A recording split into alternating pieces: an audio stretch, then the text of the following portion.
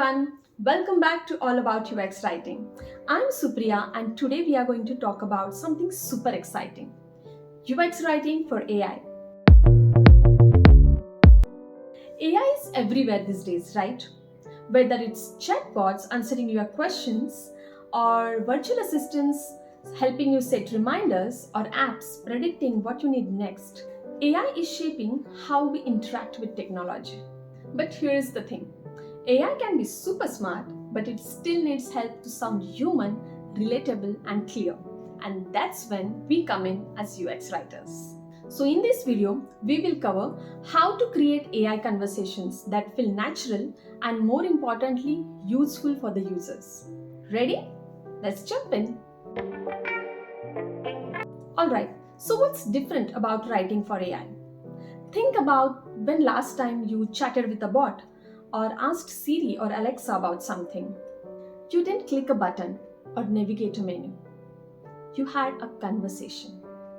This shift from clicking to talking means we need to approach our writing a little differently.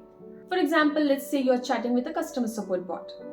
And if the bot says, "How can I help you?" That's fine. But what if it says something like this? "Hey there, I'm here to help you track your order, find a product, or answer any questions." Now that's more helpful because it sets expectations. You instantly know what this AI can do for you. And that's the first thing about AI UX writing. Be clear about what the AI can do and what it can't. Trust me, there is nothing more frustrating for a user than expecting for an AI to do something that it is not designed for. Here are some key things when writing for AI. First, clarity is everything. Users need to know that they are talking to an AI and not a human. Imagine you are using a bank's chatbot. It shouldn't sound like a real person and leave you wondering whether you are talking to a customer service representative or a bot. Here is a great example of ICICI Bank chatbot.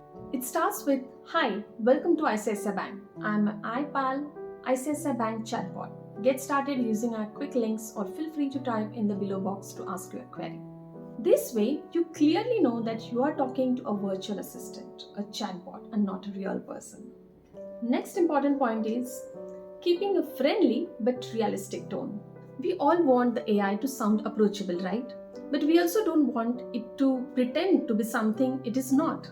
The key is to find that middle ground. Think about Google Assistant. It's friendly but straightforward. It doesn't crack jokes unless you ask for it. And it is not also too stiff. Next important point is handling errors gently.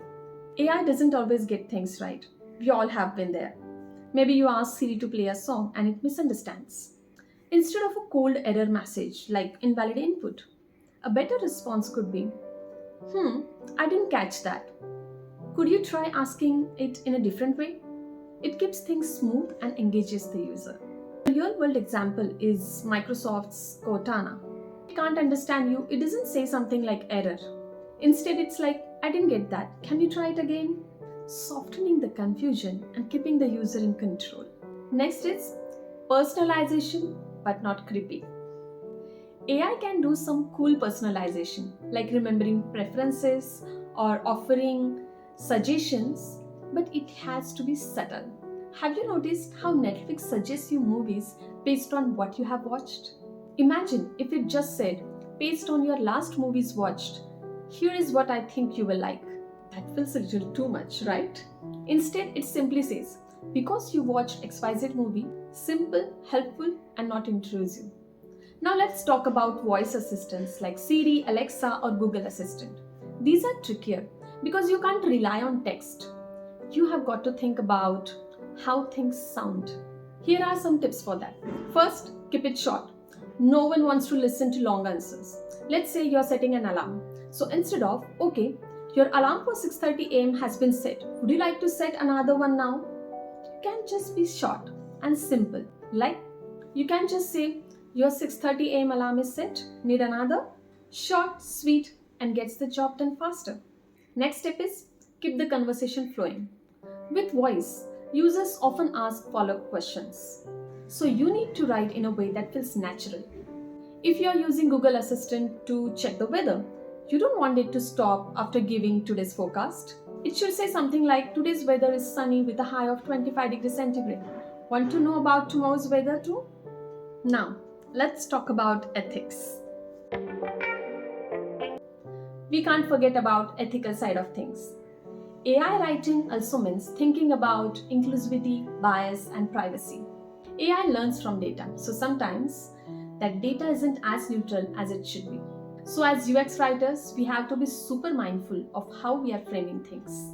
Take gendered language as an example. When writing prompts, avoid assuming anyone's gender based on their name or the choices that they made. If you're writing for a shopping app, instead of saying, hey, you might want to check out our new men's collection, try saying, check out our latest styles. No assumptions, more inclusivity. Now let's talk about the future of AI UX writing. Looking ahead, UX writing for AI is going to get more important. As AI gets smarter, we will be crafting even more empathetic and human interactions. But no matter how advanced AI gets, the one thing that will matter always is clarity and connection. Remember, at the end of the day, it's about helping users to feel understood and supported. The AI might be doing the heavy lifting, but our words are what create that trust. And that's the wrap on today's video. I hope these tips were helpful. And let me know in the comments what's the coolest or most frustrating experience you have had with AI.